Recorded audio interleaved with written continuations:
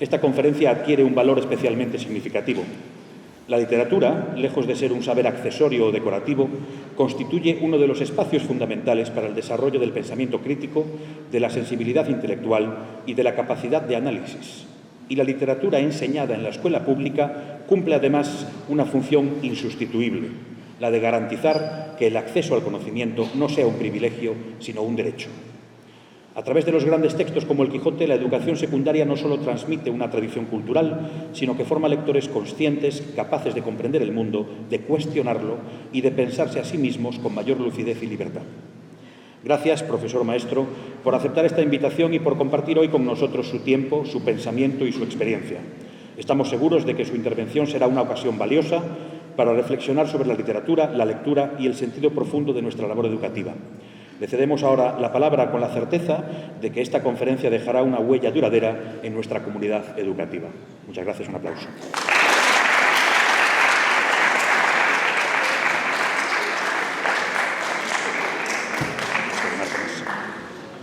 Buenos días. ¿Ustedes me oyen bien? ¿Me oyen bien? ¿Sí? ¿Seguro? Bueno, muy bien. Pues ahora me van a oír. Ahora me van a oír. Quiero agradecer ante todo la amabilidad que este instituto, el Instituto Santa Irene, ha tenido a la hora de ofrecerme la posibilidad de hablar ante ustedes de una obra tan importante y tan interesante como es El Quijote. A mi juicio, y subrayo las palabras de Ismael, que amablemente ha tenido la deferencia, la generosidad de presentarme en este contexto, subrayo que es muy importante la enseñanza pública abierta a todos y la enseñanza pública de calidad. Esta es una razón por la cual todos tenemos, de alguna manera, una obligación moral de hablar de aquello que nos hace mejores, precisamente para hacer que nuestras posibilidades de vida sean cada vez un poquito mejores de lo que fueron las de nuestros antepasados. Ustedes son todavía muy jovencitos, pero en los próximos 10 años seguramente van a tener que enfrentarse a muchos problemas que actualmente no imaginan, actualmente ni siquiera perciben. Y yo espero que al final de esta charla ustedes salgan por esa puerta con los ojos un poco más abiertos para identificar determinados problemas o determinadas trampas en este mundo que les ha tocado vivir. Entre otras cosas porque ustedes son presa, ustedes son objeto de muchos depredadores y deben estar advertidos de los riesgos que corren cuando salgan por esa puerta para afuera. Y les voy a poner un ejemplo que tiene que ver con El Quijote, concretamente con El Quijote. Y dirán ustedes, ¿y qué me puede enseñar a mí El Quijote? Pues a ustedes El Quijote les puede enseñar muchas cosas, pero también a sus adultos. No se crean ustedes que los adultos, por el hecho de tener más años, disponen de mejores recursos para enfrentarse a la vida, porque a los adultos se les engaña con una facilidad que a veces es incluso superior a la facilidad con la que se engaña a las personas más jóvenes. Pero hay algo que diferencia a Cervantes, concretamente a Cervantes, de otros autores. Y es que Cervantes escribe literatura para que los lectores puedan llegar a organizar su vida haciendo de la libertad un objetivo. Digamos que Cervantes escribe para que quien lo lee, si tiene que organizar su vida de alguna manera, lo haga conforme a la libertad. Claro, y ustedes dirán, bueno, ¿qué es la palabra libertad? Porque ¿qué significa la libertad? Porque de la libertad nos hablan tanto que llega un momento en que ya no sabemos en qué consiste. La libertad consiste en la lucha por el poder para controlar a los demás. Es, en definitiva, vivir en libertad es, en definitiva, tener poder para que nuestro vecino no pueda controlarnos a nosotros.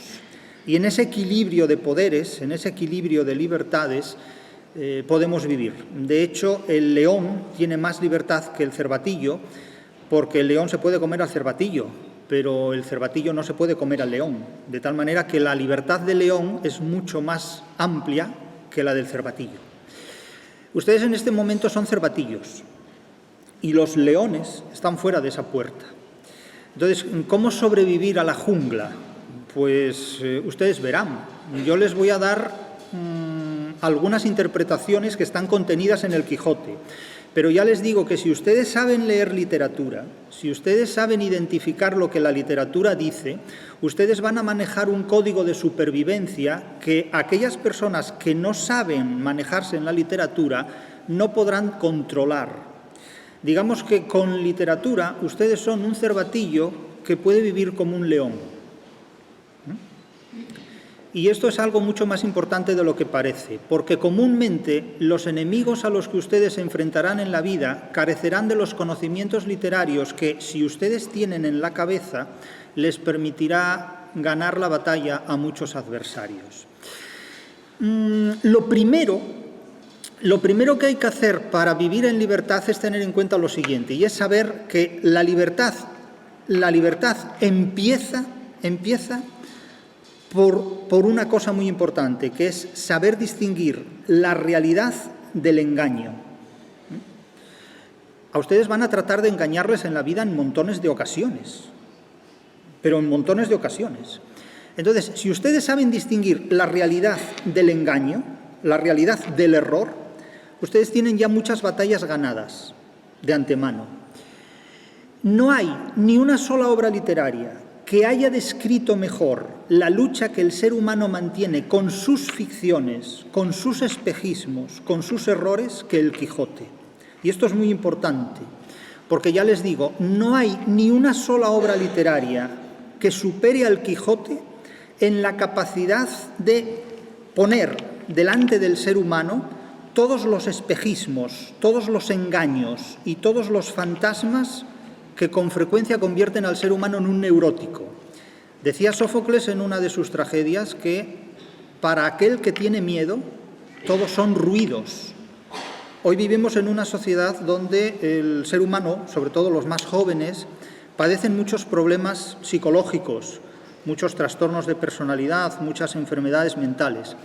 Yo he dicho muchas veces que la literatura es nuestro mejor psiquiatra, porque leyendo obras literarias y comprendiendo lo que las obras literarias nos enseñan, podemos superar muchos de los problemas a los que inevitablemente, por el hecho de estar vivos, estamos obligados a enfrentarnos.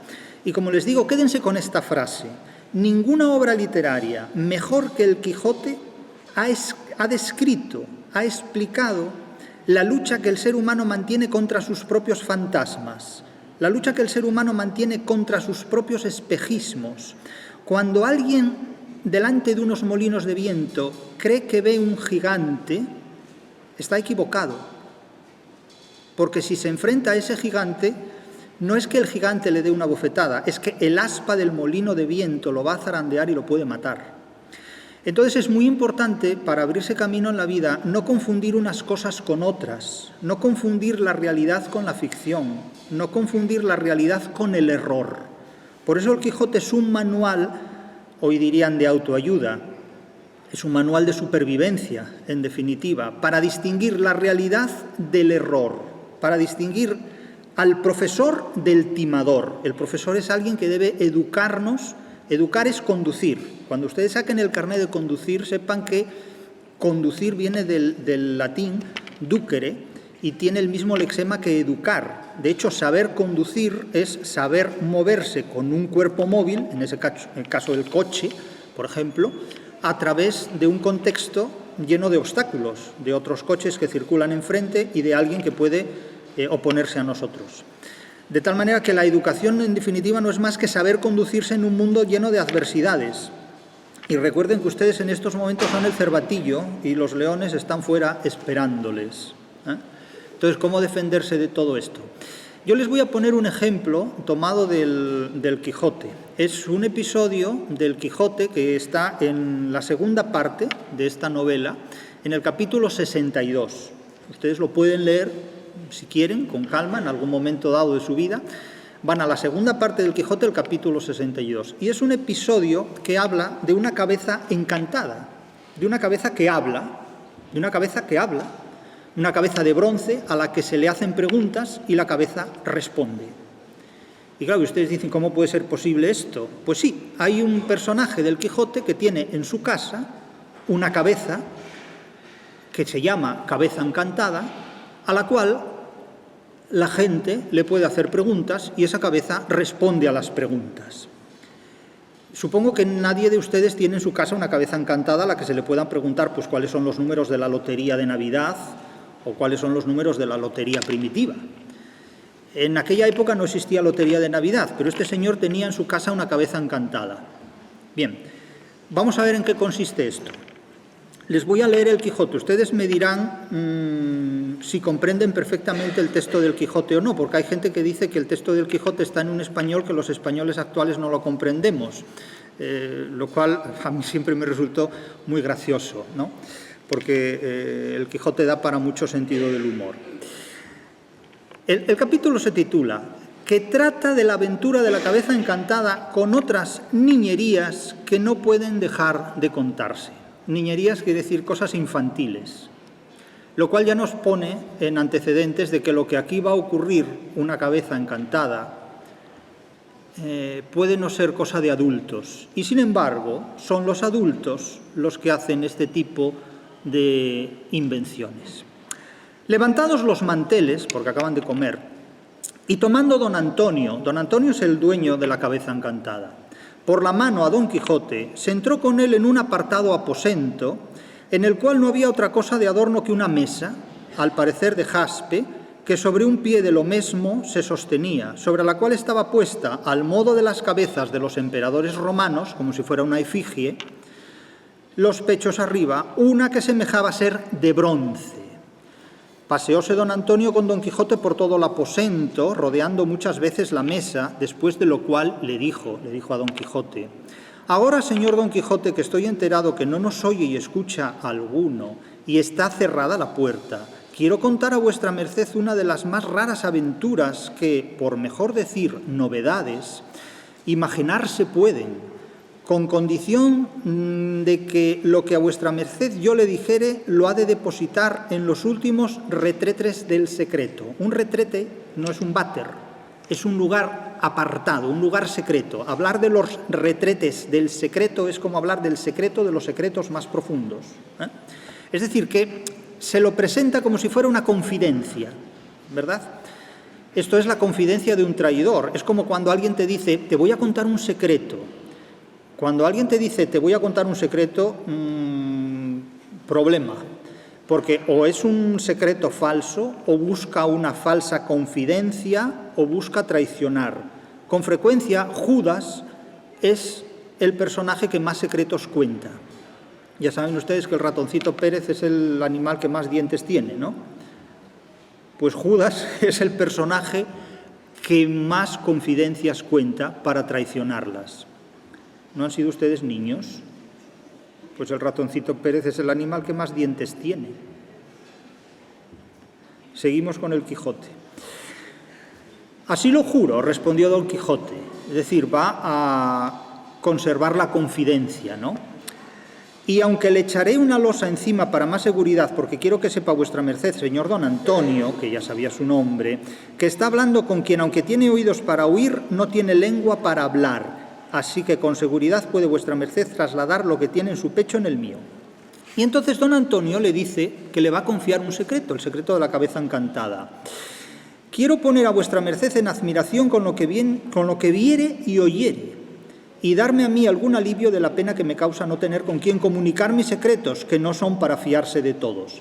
Es decir, fíjense si será cínico, que dice que es tan importante lo que le tiene que decir, que solo se lo puede decir a él, porque no se fía de nadie más que de él, cuando sin embargo lo acaba de conocer. Desconfíen siempre de quien les cuenta un secreto, porque con frecuencia lo hace para que ustedes le cuenten otro. Suspenso estaba don Quijote, esperando en que habían de parar tantas prevenciones, En esto, tomándole la mano don Antonio, se la pasó por la cabeza de bronce, por toda la mesa y por el pie de jaspe sobre el que se tenía. Y luego le dijo: esta cabeza, señor Don Quijote, ha sido hecha y fabricada por uno de los mayores encantadores y hechiceros que ha tenido el mundo. Y creo que era polaco de nación, discípulo del famoso Escotillo, de quien tantas maravillas se cuentan. Bueno, famoso Escotillo que lo acaba de conocer él, porque eso no existe en ninguna parte. Esto es una tomadura de pelo de pies a cabeza. El cual estuvo aquí en mi casa, y por precio de 1000 escudos que le di, labró esta cabeza, que tiene la propiedad y virtud de responder a cuantas cosas al oído le preguntaren. Guardó rumbos, pintó caracteres, observó astros, miró puntos y finalmente le sacó con la perfección que veremos mañana, porque los viernes está muda. Y hoy, que lo es, nos ha de hacer esperar hasta mañana.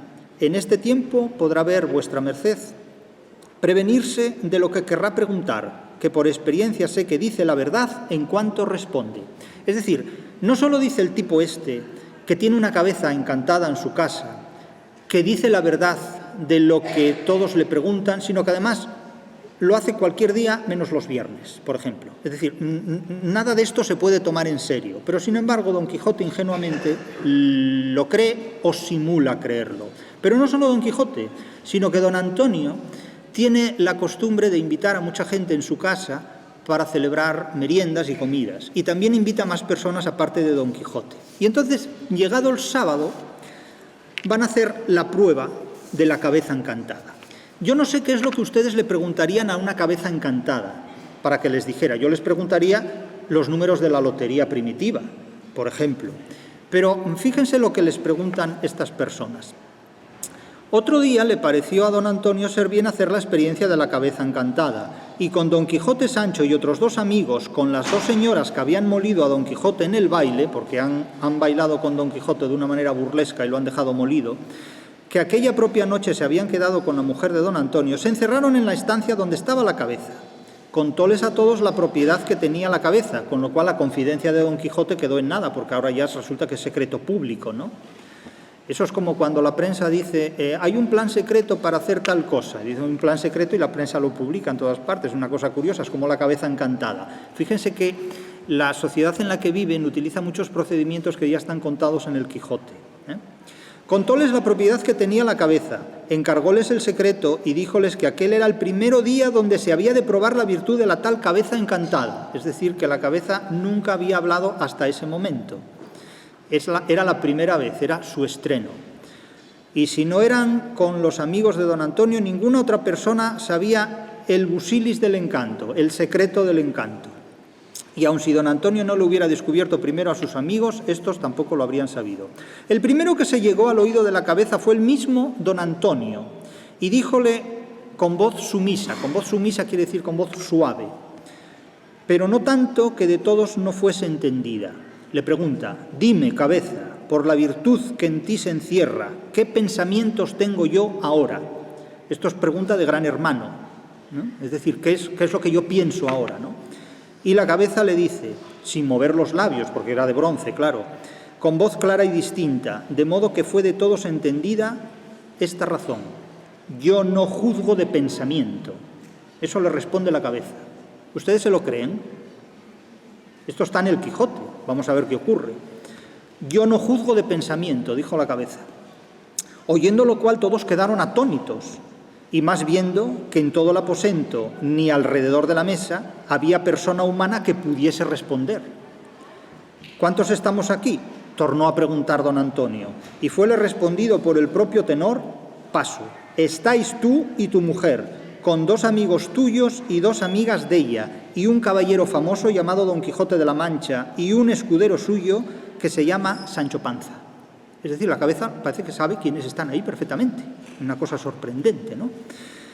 Aquí sí que fue el admirarse de nuevo, aquí sí que fue el erizarse los cabellos a todos de puro espanto.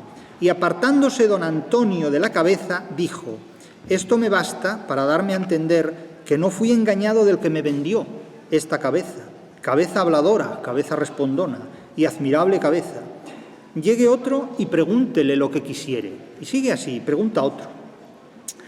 Y como las mujeres de ordinario son presurosas y amigas de saber, la primera que se llegó fue una de las 2 amigas de la mujer de don Antonio, y lo que le preguntó fue: «Dime, cabeza, ¿qué haré yo para ser muy hermosa?». Y fuele respondido por la cabeza: «Sé muy honesta». «No te pregunto más», dijo la preguntanta. La preguntanta, ya ven que en aquella época había morfema femenino para los participios activos, ¿no? Cuando se dice el abajo firmante, o no se dice el abajo firmanta por el momento, pero sí se habla de la preguntanta, como se habla de la regenta, en un sentido paródico, ciertamente. Luego la compañera le dijo: «Querría saber yo, cabeza, si mi marido me quiere bien o no». Lo que le viene a preguntar es si mi marido me es fiel o no, eso es lo que quiere decir, si es adúltero o no. Y la cabeza le responde: «Mira las obras que te hace y echarlo has de ver, y lo verás». O sea, mira cómo te trata y según te trate, pues ya sacarás las cuentas. Y apartóse la casada diciendo: «Esta respuesta no tenía necesidad de pregunta, porque en efecto las obras que se hacen declaran la voluntad que tiene el que las hace». No se crean que está tan claro esto, porque los cínicos edulcoran mucho lo que hacen, no solo lo que dicen. En definitiva, los diferentes personajes que están en la secuencia, en la escena, van haciéndole preguntas a la cabeza, y la cabeza va respondiendo. Pero si ustedes se fijan, las respuestas que da la cabeza son auténticas obviedades. Es como si le preguntaran: «¿De qué color es el caballo blanco de Santiago?». Y la cabeza dice: «Blanco». Sin embargo, hay lectores que se sorprenden de que la cabeza hable, porque dan por supuesto de que pueden ocurrir cosas de este tipo, de este tenor. Y entonces dice otro, que le viene a preguntar: «Te pregunto lo siguiente, ¿quién soy yo?». El tipo le pregunta a la cabeza: «¿Quién soy yo?». Y la cabeza le dice: «Tú lo sabes». O sea, no te pregunto si yo sé quién soy o no, te pregunto si lo sabes tú. Y dice: «Sí, te conozco», le respondieron. «Eres don Pedro Noriz». «No quiero saber más». «Pues eso basta para entender, oh cabeza, que lo sabes todo». Y llega otro y pregunta: «Quiero saber qué deseos tiene mi hijo el mayor, el mayorazgo, el mayor».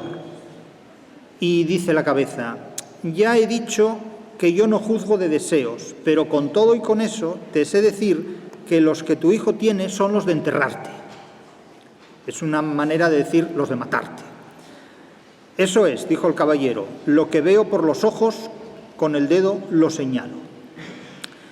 Y otro le pregunta: «Quiero saber si gozaré de muchos años, por muchos años, de mi buen marido». Y le dice la cabeza: «Sí gozarás, porque su salud y su templanza en el vivir prometen muchos años de vida, la cual muchas personas suelen acortar por su destemplanza». La cabeza, como ven, da buenos consejos, pero da consejos muy obvios.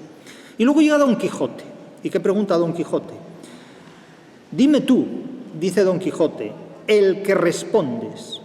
Fíjese que Don Quijote ya hace una apelación totalmente diferente a la que hacen los demás. Los demás dicen: «Oh cabeza, dime tal cosa o respóndeme a tal cosa». Y Don Quijote dice: «Dime tú, el que respondes». No se dirige a la cabeza, sino que se dirige al que responde, a través de la cabeza.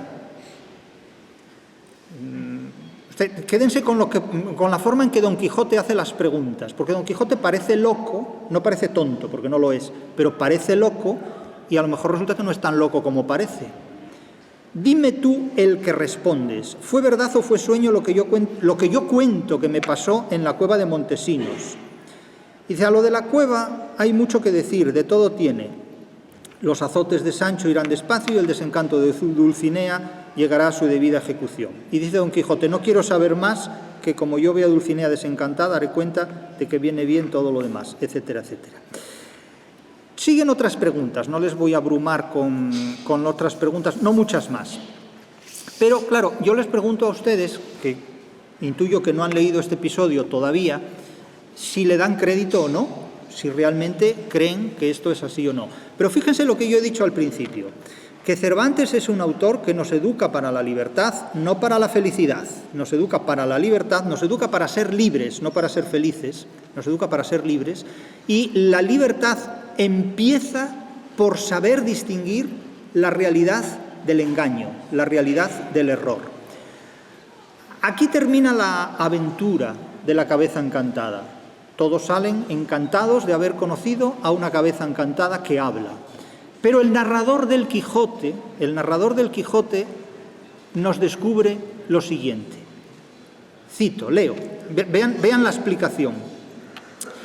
Con esto se acabaron las preguntas y las respuestas, pero no se acabó la admiración en que todos quedaron, excepto los dos amigos de don Antonio que el caso sabían.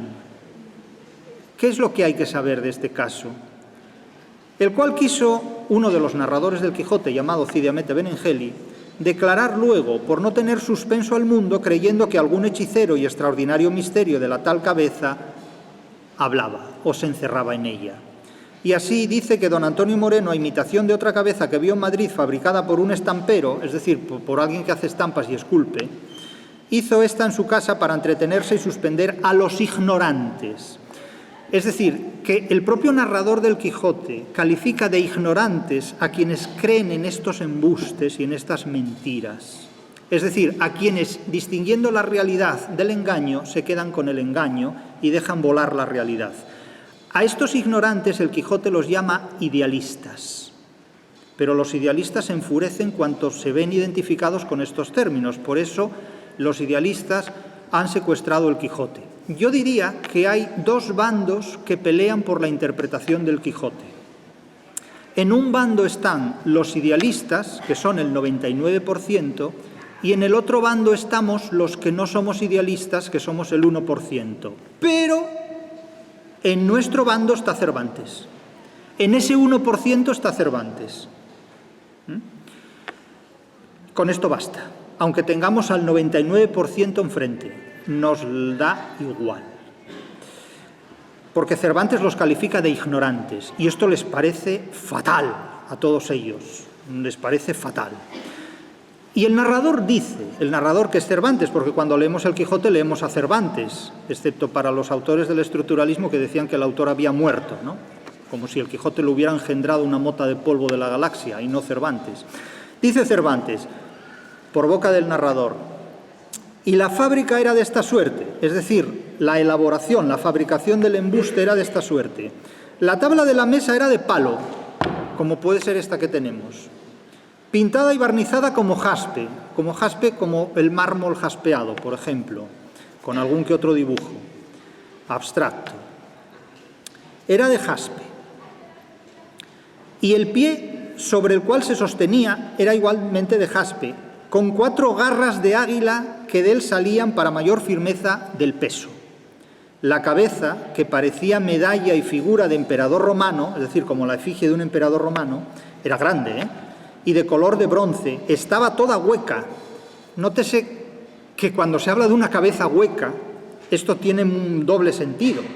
Una cabeza hueca que habla y que responde a todo lo que le preguntan, no es una cabeza sabia.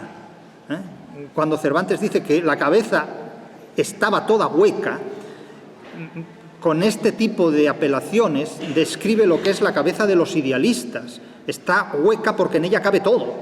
Se les puede hacer comulgar con ruedas de molino de viento. Y ni más ni menos la tabla de la mesa en que se encajaba tan justamente que ninguna señal de juntura se parecía, es decir, todo era compacto. El pie de la tabla era igualmente hueco y respondía a la garganta y pechos de la cabeza, y todo esto venía a responder a otro aposento que debajo de la estancia de la cabeza estaba. Es decir, que la cabeza estaba soportada sobre una mesa y una especie de columna o tubo conectaba el cuello de la cabeza, hueca totalmente, con el piso inferior. ¿Y qué había en el piso inferior?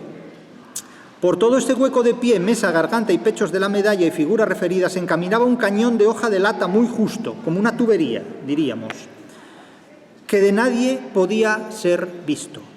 En el aposento de abajo, correspondiente al de arriba, se ponía el que había de responder. Nótense que que Don Quijote dice, dime tú el que respondes. No le dice, dime cabeza, no, dice, dime tú el que respondes. Y aquí el narrador dice, y debajo del tubo, hablando como si fuera con un altavoz, se ponía el que había de responder, pegada a la boca con el mismo cañón, de modo que, a modo de cerbatana, es decir, de tubo para disparar, iba la voz de arriba abajo y de abajo arriba, en palabras articuladas y claras, y de esta manera no era posible conocer el embuste. Noten cómo la realidad y el engaño, la realidad y el error, la realidad y el embuste viajan juntas, y cómo la cebra para sobrevivir o el cervatillo para sobrevivir debe engañar a su depredador. También el depredador engaña al cervatillo para comérselo.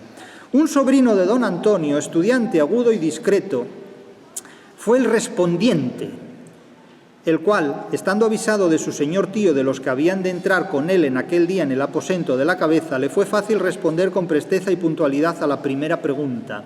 A las demás respondió por conjeturas y como discreto, discretamente. La palabra discreta quiere decir no simplemente alguien que pasa desapercibido, que también, sino alguien que es muy astuto, alguien que tiene una gran capacidad para engañar, alguien que actúa con discreción, es alguien que puede romper un plato sin hacer ruido. Y eso es una habilidad que se cultivaba mucho en el siglo de oro, porque para sortear la censura se actuaba con discreción. Tengan en cuenta que el Quijote fue una obra escrita en una de las etapas históricas donde la censura era más intensa, y sin embargo, prácticamente los censores no fueron capaces de objetar nada a Cervantes. Algunas objeciones le hicieron, en algún caso puntual, pero muy tardíamente y muy colateralmente.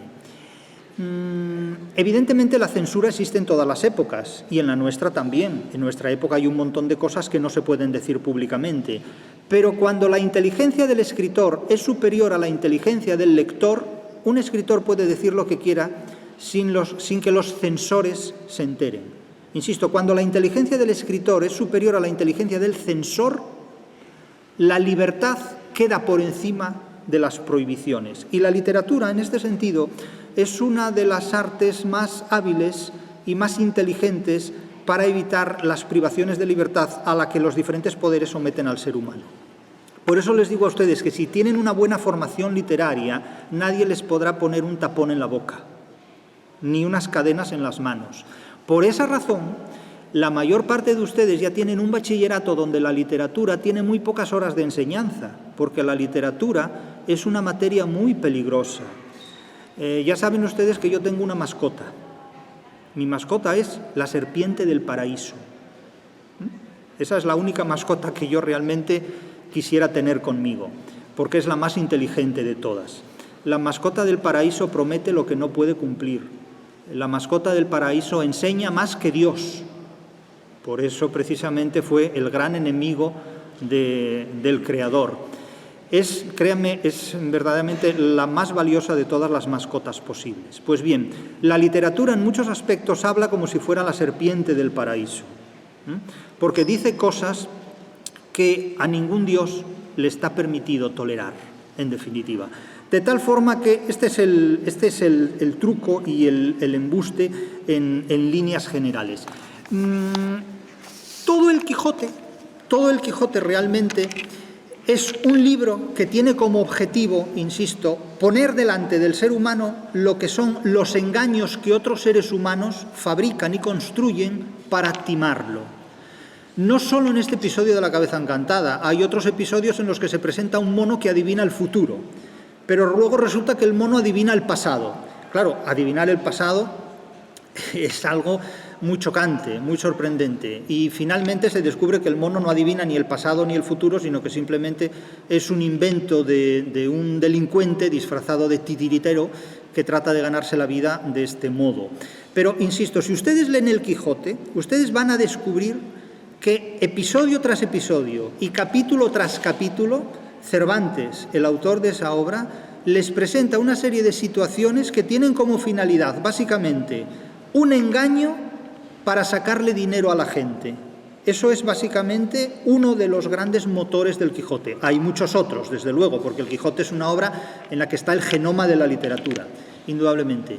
Están las posibilidades de superar la censura y están las posibilidades de encontrar una vida donde la libertad esté por encima de muchos otros valores.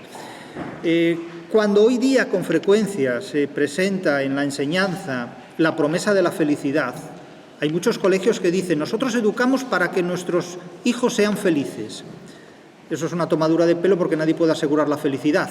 Eso es como decir que educamos para que la gente tenga salud.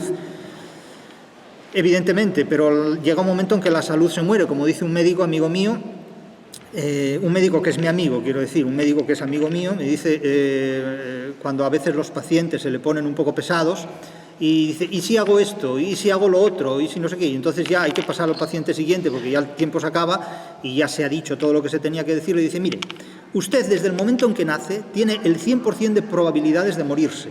Entonces tranquilícese, porque haga lo que haga se va a morir igual. Entonces tómeselo con calma, ¿no? Tómese la vida con calma. No se puede prometer la salud eterna, no se puede prometer la felicidad, eso es absolutamente imposible. Cuando un sistema educativo convierte a la felicidad en el objetivo primordial, es porque ha negado la inteligencia a los alumnos y porque ha privado al profesor de libertad. Porque la educación no se puede orientar hacia la felicidad se orienta las posibilidades que el ser humano tenga, pero a partir de la inteligencia que alcance y de la libertad que sea capaz de ejercer. A partir de ahí uno podrá encontrar la felicidad peinando una bombilla o mordiendo un candado. Eso ya es cuestión de cada uno. Pero la libertad y la inteligencia son cuestiones a las que la educación pública, abierta, gratuita y libre no puede renunciar. Lo que quiero decirles con todo esto es que la literatura les va a ofrecer muchos más recursos de los que aparentemente se puede uno imaginar. Y no es necesaria una formación especialmente extraordinaria o especialmente singular para acercarse a la literatura. Basta simplemente saber leer y escribir. Ustedes tienen el Quijote delante, pueden adentrarse en él cómodamente. No necesitan ninguna traducción al español actual. Yo les acabo de hablar en el español de Cervantes y ustedes me han entendido perfectamente. Seguramente entenderán a Cervantes mejor que a mí. De eso pueden estar seguros. No utilicen ningún intermediario para leer el Quijote y no utilicen nunca ninguna edición a cachos del Quijote. Ustedes lean el Quijote. Leer el Quijote no es más difícil que mirar la pantalla de un móvil, realmente. Incluso el Quijote se puede leer en la pantalla de un móvil también, no hay ningún problema en esto. Pero ustedes pueden familiarizarse con el texto del Quijote de la misma manera con la que se pueden familiarizar con la serpiente del paraíso si la tuvieran de mascota. Eso no hay ningún problema. Y es un libro en el que van a encontrar la solución a muchas situaciones con las que se van a encontrar en la vida, porque al leer el Quijote ustedes van a tener una cita con el trabajo, con el dinero, con el amor, con el infortunio, con el éxito en el trabajo, con los problemas cotidianos y sobre todo hay una cuestión de la que hoy día ustedes están muy lejos y yo les deseo que estén lejísimos de ella siempre, que es la muerte. Al ser humano le cuesta muchísimo aceptar la realidad. Le cuesta realmente muchísimo aceptar la realidad. O sea, lo peor que se le puede ofrecer a un ser humano es la vida real. Porque la vida real tiene momentos muy desagradables. Y el momento más desagradable de todos, que yo espero que ustedes no se encuentren con él hasta que pasen muchísimos años, es la muerte. Entonces, para evitar la muerte, el ser humano se ha inventado hasta las religiones. Y se han creado dioses que preservan al ser humano de situaciones de muerte definitiva, ¿no? Y se ha inventado una resurrección. Pero es que también se han inventado muchas otras soluciones, y entre ellas hoy día la solución que más se ha inventado es la de la felicidad. Lo que antes prometían las religiones y después las filosofías, la felicidad, hoy lo promete el mercado. Yo no les prometo nada, pero sí les invito a que lean el Quijote, porque en ese libro encontrarán la solución a muchos problemas cuya causa todavía no han tropezado con ella en la vida. Pero cuando salgan por esa puerta y se encuentren con los problemas del mundo, lleven un Quijote debajo del brazo, porque eso es el mejor preservativo intelectual que pueden ponerse encima. Gracias.